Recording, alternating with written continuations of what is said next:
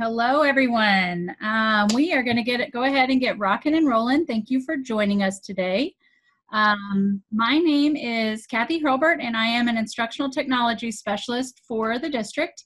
And I want to thank you for joining us today in our webinar.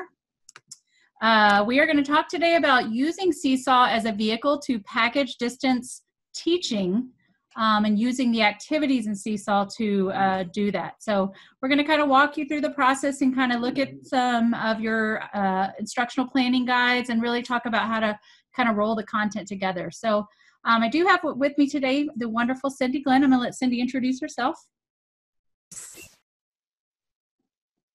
Hello there, and welcome. Glad you're here with us today, and always love working with Kathy because she will share amazing things with you. So any questions that you have, just post them in the chat, and I will either I will respond or we'll ask Kathy that question. Cool. Okay. All right. Well, I can learn to understand you much better if I can get familiar with the way you... So sorry.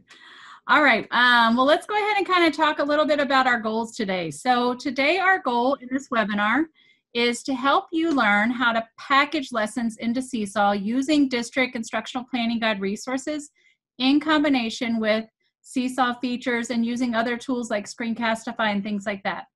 So to kind of preface a little bit about the content, and I'm going to turn my video off before we dive in, is I have used Seesaw for many years as a teacher before moving into my current position of instructional technology, and it was a fantastic tool to use in the classroom, but I used it in a little bit of a different way than I need to use it now. So prior to this whole COVID crisis, I was in the classroom physically providing the instruction for students. I was standing up, doing the teaching, delivering the content, using all the fantastic tools that I had available to me. And I used Seesaw as a way for students to demonstrate their learning of the concepts that I was teaching, and it worked really well. Now we are in a unique situation where we are not physically present with kids to deliver content. So I know we've been offering a lot of webinars about Zoom and different ways to connect with kids, but Seesaw really provides an ideal vehicle for us to really package learning in. So we're not kind of my soapbox, this is not distance busy work. What we're doing right now is called distance learning, and we should be sending learning home and then using within Seesaw and then using the tools within Seesaw to have kids demonstrate learning. So it really is a nice vehicle to package that instruction and deliver it to kids and package it with the practice and application of the concepts that we're teaching kids. So that's really what we're going to be looking at today. So kind of some general things that I want to make you aware of before we jump into content is just overall expectations. So first, where to access learning opportunities for you. So hopefully at this point you have seen in your Launchpad the distance learning webpage. It's down here towards the bottom. And if you click into the distance learning webpage, we've got a lot of different resources here for you. So the landing page is information about elementary and secondary. You can look at your platform, how you're delivering content. If you're new to Seesaw or new to Google Classroom, that's a great place to learn.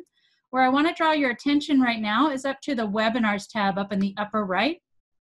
And this is the kind of the ongoing place where we're housing our calendar of what's being offered. So you can go to Eduphoria and look at classes as well, but we're updating this on a daily basis to add, webinars that are going to address your needs as a learner so you can deliver good content to kids. So this, again, like I said, it's updated every week. Actually several times during the week. So visit this regularly, make it part of your routine. I also want to draw your attention here to the recorded webinars tab on this page. So we're going to look at packaging content using our IPG today, but we also did a training about 2 weeks ago called Clickable Learning Boards. So after you're done with this content, if you're ready to dig into more, that's a great training for you to go to because that one really delves into really creating more meaty lessons to deliver to kids. It's packaging several pieces of content into a lesson. So we're going to look at kind of, the basics of how to add the content in today, but you can come here. So all of these webinars are recorded. They're available for you to watch on your own time. So that is kind of how to get to the resources. We do have everyone muted right now, and we will leave you muted throughout the webinar. If you hover towards the bottom of your Zoom window and you see your black menu, you want to go ahead and open your chat box and leave that open on the side. So as Cindy mentioned, she's going to man the chat. So as I'm talking, if you have a question or you need me to repeat something, jot it down in there. If Cindy can answer the question, she'll reply right back, but I'll pause periodically to check in with her and answer questions. And then at the very end, we'll unmute let you guys unmute yourselves and ask questions that you haven't had answered yet. I will be posting an attendance form at the end for credit, and I want to really show you what that looks like so you know how to access the resources. So at the end, I'll provide a link in the chat. You will need to copy the link and then paste it into a browser tab to fill it out. It's a really easy form. Your name, your campus, was the session helpful, and then what you would like to learn more about. I really want to draw your attention there. So I'm not necessarily looking for a pat on the back in this section. I'm looking for what content do you need more support with? What can we do as an instructional technology support team to provide you learning opportunities for what you need to know more about? So we're really looking for some good feedback, and I will be very straightforward with you. This is where I'm going to decide what I can teach and offer the following week. I also use this form to follow up with people one-on-one for questions that maybe didn't get answered during the webinar. So very easy, 4 questions. When you click submit,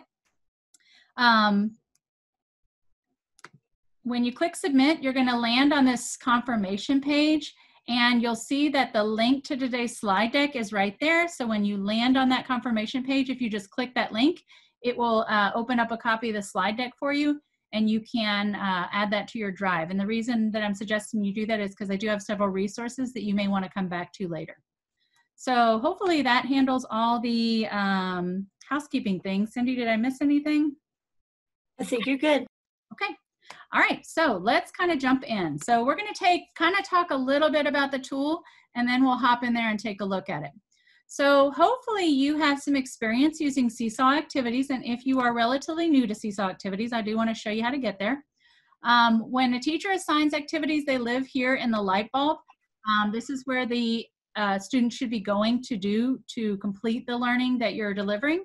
We're going to live kind of here in the activity library today and be creating activities from here. So to create activities, you do need to be in My Library, and you'll see the Create New Activity there. But let's talk a little bit about activities before we jump in there. So when I'm looking at an activity that's already been published, I want to draw your attention to kind of the key parts, and we're going to look at it here in the published view and then in the starting from scratch view.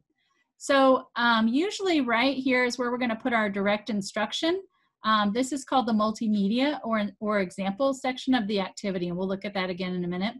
And then it's got another section of the activity called independent practice, or it's called the student template, but that's where we're going to put independent practice, where students are going to apply the skill. So I'm going to hop over here. So when I look at creating an activity, like I said in the past, I would usually just put directions and then add template for student response, because I was teaching in a setting where I was providing the instruction.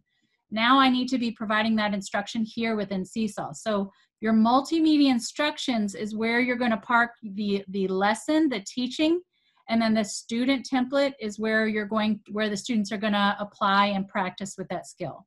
So we've got our title of the activity, the written directions, you can record the directions, and then your direct instruction and the independent practice. So those are kind of the anatomy of the activity. So when we're building lessons in Seesaw using resources, this is kind of the creative canvas that we have in Seesaw. These are the tools that we have available to use. So we're going to kind of look at a couple of them and then talk about identify the ones that are going to give us more bang for our buck. So what you can do with each tool, of course, we can add a photo. So this feature allows us just to add one photo, but we can use the creative tools on top of it. We can add labels, we can add our voice, things like that. Not super meaty. We also can go directly in Seesaw and add a quick 5-minute video. Again, kind of limiting. We can add a link, which it might be a good resource if you're going to add a published slide deck that actually teaches a lesson, or maybe a Screencastify video. which we're going to talk about today too. So those are kind of your simple go-to tools. But we definitely want to work smarter and not harder and get more bang for our buck. So the tools that I'm going to refer you to use most often are going to be the drawing tool. And the drawing tool basically is going to give you a multi-page space that you can build a teaching lesson for your students on. The other one is upload. So when I select upload, I'm able to upload files from my Google Drive. I can drag PDFs in, anything basically that I can upload from my computer or my drive. And then I can use all the creative tools on top of it to build that lesson up. So these two options really allow you to really build and develop on a lesson. And when I talk about that, I don't mean a super long lesson. I mean, we just want to build some content in for students to move through. So if I were to look at my IPG, what I'm really looking for is I'm looking for things that are links or PDFs that I can grab or drive files that I could use to teach and have students practice content with. So links, just grab links and share. PDFs I can download and add to Seesaw, and then drive files, of course, I can pull in as PDFs. There are occasions when I do need to use the snipping tool as well. So I worked a little bit with social studies this morning, and I wasn't able to just download some of the things. So I was able to grab snips with the snipping tool and then add those into my drawing tool. So we're going to go ahead and take a look at that. So I am going to hop into an IPG lesson. So I'm going to hop here and Cindy, I see the little orange flashing. Are we okay, or do we have questions? I think we're okay. Someone had asked if you could use presentation mode, but I just suggested that they just make sure that they're in speaker view and then just make the screen as large as I can, but that was it. Yes. Oh, if I could use presentation mode on mine. Yes, I could. I'm kind of hopping back and forth. That's why I kind of stayed in this view, but we are recording the webinar and we will be posting this on the page. Plus you're going to get a link to the slide deck as well. So I'm sorry if it was kind of small. When I hop back, I will go in presentation mode. So I'm looking right now at a kindergarten distance learning web page. And this has got, we're going to take a look at the lessons for the week of April the 27th. So we've got kind of word study, comprehension, and writing. So we're going to hop into one of these to take a look at the lesson and see what we notice. So like I mentioned before, anything that is a video, I can actually grab the link and add. So if I wanted to share this video, I could actually copy the link. And if I wanted to add that solely as my instructional piece, remember my teaching is going to go under multimedia. I can come here and just drop the link if that's all I want to deliver to kids. So that is going to give them the link to listen to the video, and then I can build my activity on top of that. So if you find links, that's probably the a real fast and easy way to do it. But I've also got some printables down here that I want to take a look at. So I grabbed this. This was a PDF that works on the letter, the word spelling pattern EN. And then there is a printable book that maybe I want kids to read. So we're going to take a look at how to use those tools to kind of develop a lesson together. So again, anything that I can download, PDFs, any kind of files that I can download and then pull into Seesaw, I can use to either teach or have kids apply the concepts. So we're going to go ahead and because the link feature only allows me to drop one link, I typically like to use like clickable boards for that, because I kind of want them to go for this particular lesson. I would want them to listen to the Jack Hartman video and probably go to Star Fall and practice and then come back and apply with these materials. So just like when you're teaching in the classroom, you don't teach straight off of the instructional planning guide. You as the teacher, you look at the content, you look and see what is going to be the best way for me to deliver this content to the students, and then you choose those pieces. That's the same kind of process you're moving through when you're building activities in Seesaw. So you're looking at, looking at the content, what's available, what's recommended, and then now you're going to package it together in Seesaw. So I grabbed this book and I grabbed these two printables, and we're going to look at how to actually put it all together now in Seesaw. So I noticed here I have my upload feature, and I'm going to go ahead and we're going to pull that PDF in from my desktop. So I put those two ENs together and I made a folder so I could get to it, and it is probably right in front of my face right there. So I'm going to go ahead and grab this PDF, and this is the two things I pulled straight from the IPG. Now, when I pull them into Seesaw, it's going to separate them out into 2 pages for me, which is fantastic. So I can go ahead and use these instructional pieces to provide some instruction now. So I can add labels to spell words here on top of it. I can, you know, just record and teach. I can use the drawing tools down at the bottom, so I can make this more interactive. This particular page is maybe a little bit more for student practice, so I can come over here and let's delete that page and let's build something from the ground up. So we're working with the kids on the pattern of EN, N, plus we're wanting them to learn the sight word then. So just handing this worksheet to kids, or they're probably not gonna apply or learn a whole lot with it. So what we can do is go ahead and build on top of it. So I'm gonna just build my little letter tiles, and I'm gonna change the color of them so they stand out. So I'm clicking right here to go to style. We're gonna just kind of make that a dark color. So we're gonna put our letter tiles down here so the kids can actually build the word. And I probably could have snipped this in half before I pulled it in, but we're gonna duplicate and make another letter. And this is basically where I'm gonna set up my teaching canvas. So I can put all my letters down at the bottom, and then I'm gonna show the kids how to put them in order to spell the word. So this, again, we're in the multimedia part of the lesson. So this is where we're gonna do our teaching. So once I've set up my canvas, I'm gonna go ahead and record on top of this to provide some instruction for kids. So I would just click my microphone. I can use my arrow down here once it starts recording to point and actually do some teaching. Hello, students. This is the word then. We're going to practice with the word then today. It's spelled T-H-E-N, so on and so forth. I would teach my lesson. So I'm going to go ahead and click done for that page, but we're actually going to build a little bit more into this. So like I said, they're probably not going to get a ton of content with this particular piece. So I'm going to build on top of it. So I clicked right here on the bottom right to add page. And let's take a look at some of the features. So I can go ahead to my 3 dots and add a background. And we're going to go ahead and add some labels here to do some instruction with. So we're just kind of building a lesson together, or building up my my teaching area. And then we're going to provide some instruction for students using that recording feature.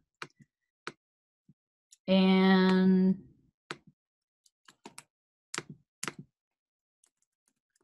so again, once I set up my area, I can actually deliver the content to students using the recording feature on top, teach them about this pattern, whoops, teach them about this pattern using the recording tool. So I would point, talk about the pattern. Let's practice with the pattern, decoding some words. Once I'm done, I'm going to go ahead and click done and finish up my template. So I can add several pages. You can add up to 10. I probably wouldn't go as far as 10, but you understand that you can use, that drawing canvas now to really pull some instruction in. So take something off the IPG and build on top of it. I can also want to talk about down here at the student template. So I looked at that lesson, and the purpose it looked like was I wanted to instruct the students on this pattern, and then I want them to apply the pattern. So I noticed there was a printable book here that was focused on this pattern. And so if I come back to my Seesaw activity, down here for the student template, I can go ahead and click add, and we're going to upload that book that I grabbed. And our intention is to have students now to read the book. So again, it's going to pull it into PDF as a PDF and break it up into pages. And so now the students will be able to come in and use the tools to actually record and read the book. So a great tool that I learned to kind of give kids, especially littles, a little bit more support is when they're on the, they're hopefully going to be utilizing these pages to record themselves reading. And so I may need to park some additional instructions, and I can do that down here in the caption tool. So if I add a voice caption, the little caption thing has like a little border around it, but it's really hard to see. So kind of a neat trick is to come here to shapes and add an arrow and just move that arrow down to the bottom to kind of direct kids to tap there to hear more directions. And I can lock that arrow in place by clicking there. And I usually will add a little text box that says click here for more directions. So if you want to maybe add a voice comment there to direct kids to, you know, once you hit record, look for the arrow and then point and read. So when we pull these multi-page PDFs in, whether you're working in the multimedia instructions or the student template, each page kind of operates on its own. So what I mean by that is I have up to 5 minutes to record on each of these pages. So as a teacher or when the student is demonstrating and applying the content. So again, for this lesson, I could have pulled the book in, but I also could have used the drawing tool instead and put words with the word family and had kids sort and practice reading those words with the microphone. So just kind of one example. Again, my directions go here, and the typed instructions would go there, and then I do encourage you to always add your voice. So, and that's really one of the big points about this packaging lessons is that, you know, we've had some great conversations with the curriculum department about whose voice should be being heard when you're doing distance learning. You as the teacher are the one with a relationship with students, and so we really do want you to be delivering that content to students with your voice. So adding your voice instructions, adding your voice to the teaching part, so you're the one they're hearing.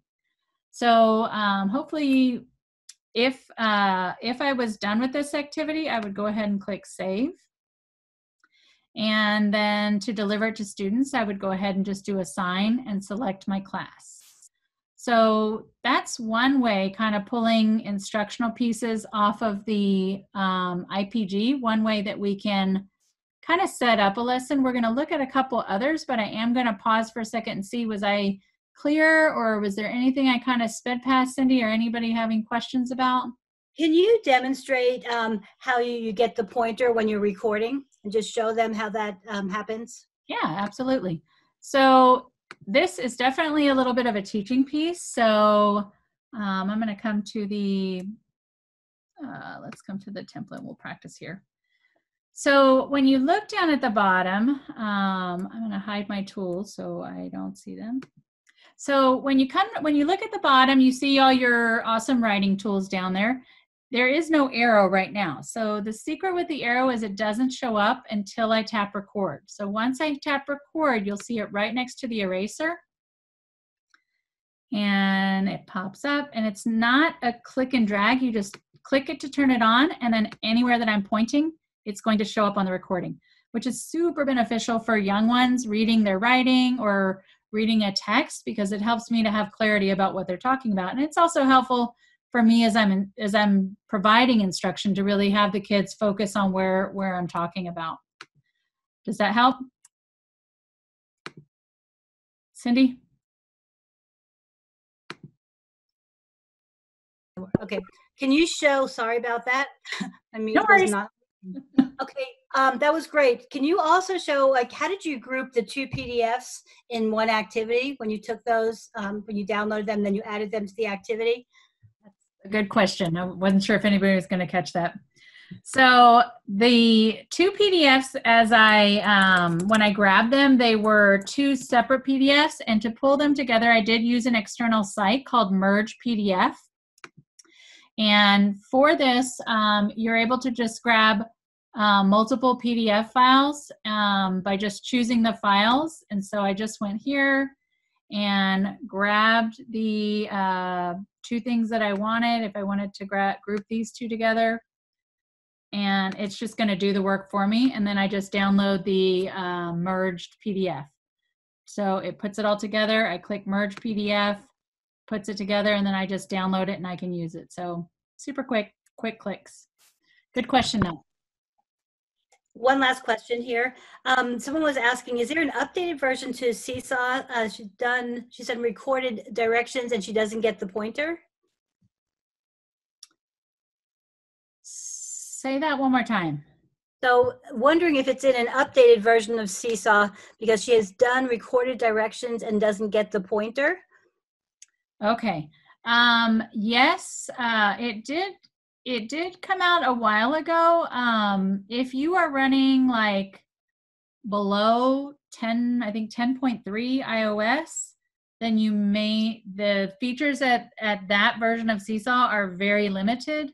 But if your iOS is any higher than that, or you're on the web, you should be seeing those features. So if you're using a mobile device, you definitely periodically want to update your app, because as new features are pushed out really regularly, and you will not see those features if you're not updating periodically. So, you know, maybe once a month or so, just make it a practice to go in and update your app in your app store. So that's a really good question.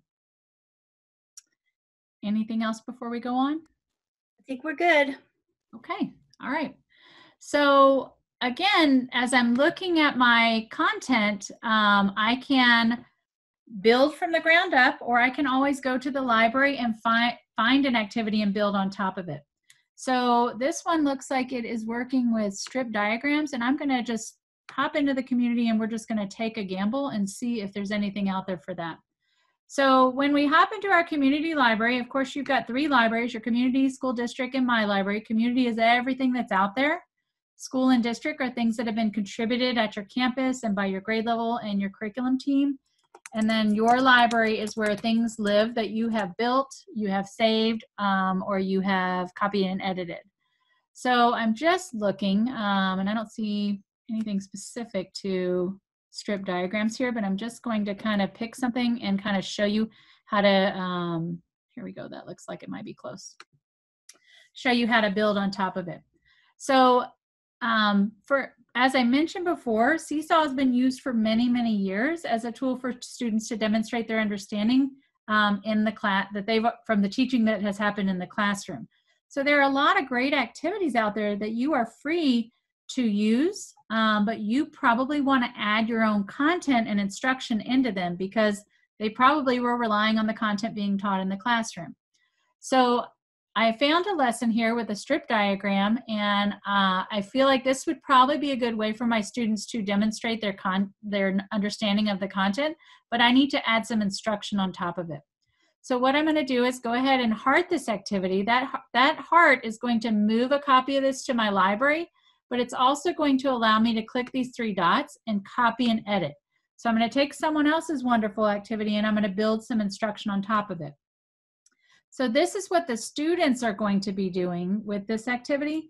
I'm going to come here to add multimedia instructions, and we're going to go ahead and again we're going to go to the drawing tool this time. So we're going to go ahead and kind of set up a teaching area where we're going to provide some instruction. So as I hopped into this, I could probably pull this in from Drive and teach on top of it, but I could also use the drawing tool and just kind of snip it. So I'm going to use my snipping tool to go ahead and grab snips of these problems, and then we're going to drop them in to my lesson so I can teach about it. So we'll just call this strip die. And so I just took a snip with the snipping tool, and you can use snip and sketch or snipping tool, whichever you want. And now on my canvas, I'm going to go upload, and we're going to pull that content in and put it on our canvas. So desktop, and there it is. We're going to pull it in, and I can resize. One thing I like to do too is to lock that in place so it's not movable for kids. And then I can work on top of it. So we're going to stretch this out a little bit and then lock it. And now I can actually use all the creative tools on top of it. So I can go ahead and record and explain a strip diagram and show kids how I would set it up using the drawing tools. I can go ahead over here and add a page and grab another snip off of this to provide a little bit more instruction. So I'm, again, taking something from the IPG and building it building an instructional lesson on top of an activity. So this one I didn't build from the ground up. I took someone else's wonderful work and I'm just adding my teaching to. So I can add however many pages I need, use the record on top of it. And so I'm here delivering content to the students in that way. And so when I'm done with that again, I'm going to go ahead and save. I would need to modify the instructions, of course, for the students. And then for students, when they access this activity, they would click here to hear the instruction. And then they would click the add response to go ahead and get started on the template. So I'm just going to go ahead and assign that to my class so you can, just so I'm clear about what that looks like. Let me move my bar. Oops. We're going to assign it and then we'll hop into the class just to be clear about what that looks like. So when the kids come to the activity, they can click here to go to the lesson first, or if they go ahead and go straight to the add response, the instruction part actually lives up here, so they can click right on top. And if I added, you know, my teaching and the instructional piece there, they can go ahead and listen to it there. So just kind of building and just adding a little bit more meat to the lessons to make that content more understanding for students. So we really, you know, don't want to just be pushing activities out, things for kids to do. We want to be pushing lessons out and opportunities for students to practice with those lessons. Cindy, questions on that? I think we're good right now. Okay, cool. All right, so let me see, make sure we didn't miss anything. So we talked about the snipping tool. You can add links to lessons, anything that you want.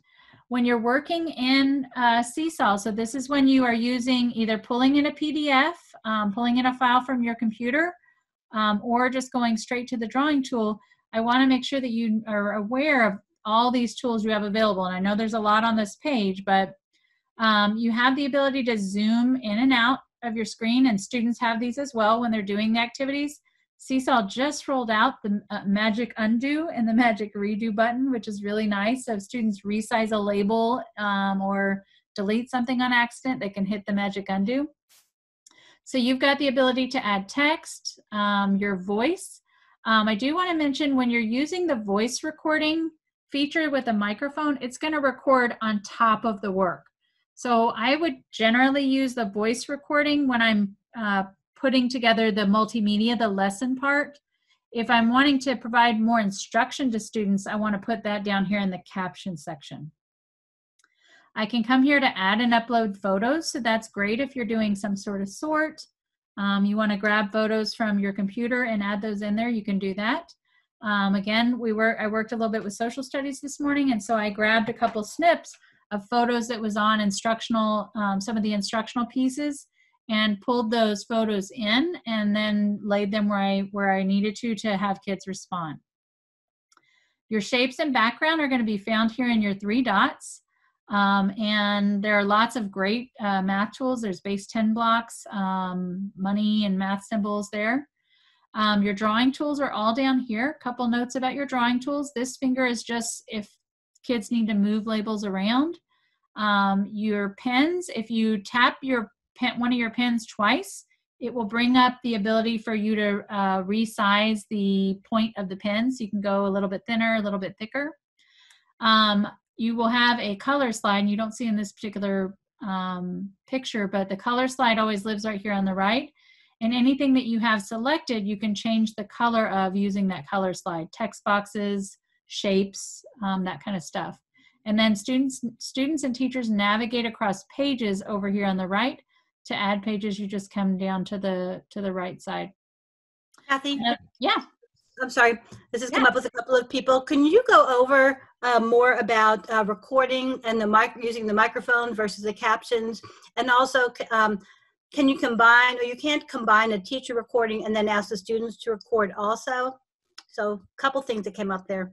Right. So, and that again is why I feel like it's really important to understand, think about what you're doing with the activity first. So if I'm in the multimedia instructions and I'm going to pull something in, and I want to teach with it, I'm probably going to want to record on top of it, because the purpose of this part of the lesson is for students to listen and learn. So I'm going to use the recording feature, and this is going to park it on top of my instruction. I'm going to let it record for just a quick second so you can see what that looks like. So again, you see my pointer down there at the bottom if I need it. So when I'm done, I'm going to go done. So you notice how now the recording is living on top of whatever I pulled into my activity. So students would click here and listen to it. They don't have any ability to interact with what's on this page now. It's just strictly for listening and watching. It is in video format, so if I'm moving if I'm moving labels around, if I'm sorting things and I'm using my drawing tool, they're going to see everything that I'm doing. They're just not going to be able to interact with it. So the caption tool is a little bit different. If I put my caption underneath, I can type words, but if I record here, it's going to live underneath an activity. So I'm going to go ahead and click done, and let's look at what that looks like. So here is where they're just being able to watch and learn. If a caption is going to live underneath the product, so they would have to click the caption and then record here. It's going to then click the recording to hear it. So if I'm parking directions, I'm going to park them down below versus on top. Is that clear or no? I think that's clear. I think so. Okay. If anyone wants to jump in, if that was not answering your question, if you want to just unmute and just let her know. Yes, thank you. That answered my question. Yay. Okay.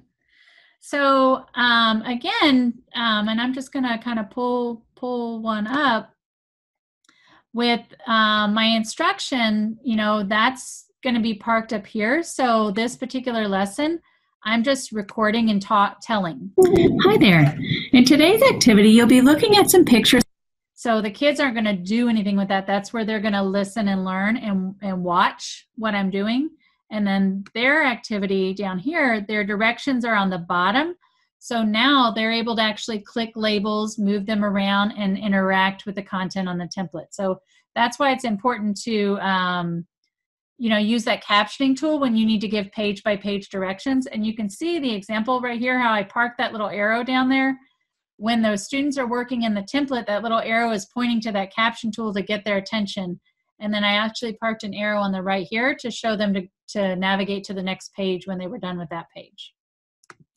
So hopefully that makes sense. I have a couple more things I want to share with you before we go on. So if you can have any questions that I went too fast on, or you need some more info, feel free to hop in and ask. Another tool that I do want to share with you today that is absolutely fantastic for creating lessons is it's a screen recording tool called Screencastify.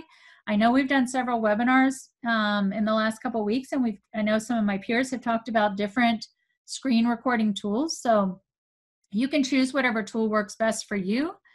I do love Screencastify because it is an extension, and it is accessible in my browser at all times. So I don't have to open anything else. I can open this and use it to teach with anything that I can access in my browser or on my computer. So Screencastify it does have free access. You can record, I think, up to 5 minutes and so many videos per month. But due to COVID, they are offering free unlimited subscriptions for educators. So when you get the slide deck, the code and the link to access your free unlimited access is down here on the bottom of this page. But I'm going to talk with you a minute about what this kind of looks like. So Screencastify is an extension. Extensions live up here in your browser bar, and they actually provide you with additional productivity that you can use when you're working on the web or on your computer. To get Screencastify, I'm going to go here in the left of my browser bar to my apps, and then the web store. And I'm going to go ahead and type it in, and so you see what that looks like. Yours, if you have not downloaded it, it's going to say add to Chrome. And I'm going to go ahead and click add to Chrome. And then once I've added it to Chrome, it's going to live up here in my browser bar. So I'm going to show you why this is really helpful for you as a teacher. So again, Anything on the web or anything on my computer, I can use to create a lesson with the use of Screencastify. So I'm going to hop over here and then launch this so you can see what this looks like. So the very first time that you launch Screencastify, it's going to require that you sign in with your Google credentials, and there's a really good reason for that. Screencastify works with your Google Drive. So once you sign in with your Google credentials, it's going to create a Google Drive folder for you called Screencastify. And any videos that you create using Screencastify are going to be housed automatically in those folders for you. So the first time you launch it, you sign in with your Google. And then I'm going to show you kind of what this process looks like. So I am going to hop to a resource that I'm going to share with you today in the slide deck. This is called the Math Learning Center, and it is a fantastic website that contains virtual math manipulatives that you can teach with. So I set up a lesson with the Number Frames app through the Math Learning Center. I pulled out some 10 frames. I set up some problems. So I set up kind of my teaching canvas, kind of like you would do in the classroom, you know, when you launch a smart lesson or you pull something up on the board. I set up my teaching space, and I'm going to use this now to actually provide some instruction. So I'm going to launch Screencastify. When I do this, I have a couple options. So I can just record my browser tab. If I'm not going to go anywhere else but this page, that's fine. I can go ahead and do my desktop if I'm going to be navigating between things. But I also can record just my webcam if I wanted to record, you know, a read aloud or something like that. You can go ahead and make sure your microphone's working. You see my little green bar jumping up and down. And I actually can embed my webcam so I get my face in front of my students as well. If I click more options, there's some other options hiding down here that you can play around with. I do like to keep the countdown on because I like to jump in and start talking, and the countdown reminds me to slow down and take a breath. But I want to show you just how easy this is to use and how you can then use it with your Seesaw lessons. So I'm going to click record, and it's going to launch my webcam. There I am down at the bottom. It's going to ask me what I want to share, and I'm going to give it permission. And now I'm actually going to be interacting with this content while I'm teaching. So hello kids, today we are going to learn how to make a 10 to add. So I've got this many ladybugs and I've got this many frogs, but I want to add up the 6 ladybugs and 7 frogs. So I'm going to move the frogs as I need to show the students the content. I can hop over here and use my drawing tools to solve. I can go on over and solve this next problem. When I'm done, I'm going to go ahead and click stop sharing, and I want you to see how easy this is. So it's going to go ahead and roll this into a recording for me, and it's going to make it super easy for me to share this lesson with kids. First thing I want to show you is, as soon as you land here, name your content, because I often forgot to do that, and then I could never find my content because it wasn't named correctly. So now that I've got this lesson here, this is a video lesson. You can see me down at the bottom. My face is in front of kids. I can go ahead and do a couple different things with it. So I can go ahead and click right here and get a shareable link right from this place, and then go to my Seesaw and drop this into the lesson in the multimedia portion. So again, this is the teaching component, so that would go here, drop my link. There's my link of my video, and it's going to pull it right in for me. So that is another tool that you can use, and while that's processing, I'll come back here just to show you a couple more things. You also have some more options underneath. So when I copy the shareable link, it's automatically going to be a shareable link. So I don't necessarily have to go in and change my sharing permissions and all that good stuff if I share the link directly from this screen. If I go ahead and save it to my drive and I need to go back later to share that video, I may need to look at my sharing permissions. What I recommend doing is, once you've created your account, go into your drive and set the permissions for that folder to the highest ones, like anyone with the link can view, no sign in. So when you're sharing these videos, they don't require permission to sign in. If you do happen to be using Google Classroom as well, you can also do share to classroom, and you can also download the videos as well. So the Math Learning Center has, like I mentioned, lots of different math content, but anything that you can run in your browser or on your computer, you can use Screencastify to teach with, and then add it as your multimedia instruction into your Seesaw activity. So students now would be able to click this video, see my face, hear the instruction, just like I was in the classroom with them, and then I could use the student template for them to practice and apply that concept. Cindy, I know I was fast talking. Was that, any questions come up? Or are we okay? I think we're good. Okay, cool. So really easy to use. Again, the links are down here. So on this page, I've shared with you some virtual math manipulatives. So the Math Learning Center that I took you to just now is here. But there's also Toy Theater has got a ton of great things you can teach with. There's a great Symbaloo here. And so this is a slide that's linked within this deck that you can click and access those tools. But those aren't the only tools. There are plenty of things out there right now. So on the resource page, the content resource page, we've added just a lot of great things that you can use to add some meat to your lesson. So these are resources that are being offered for free right now for educators. Some great books. Unite for Literacy has got some free books that you can link in for younger students, so great things.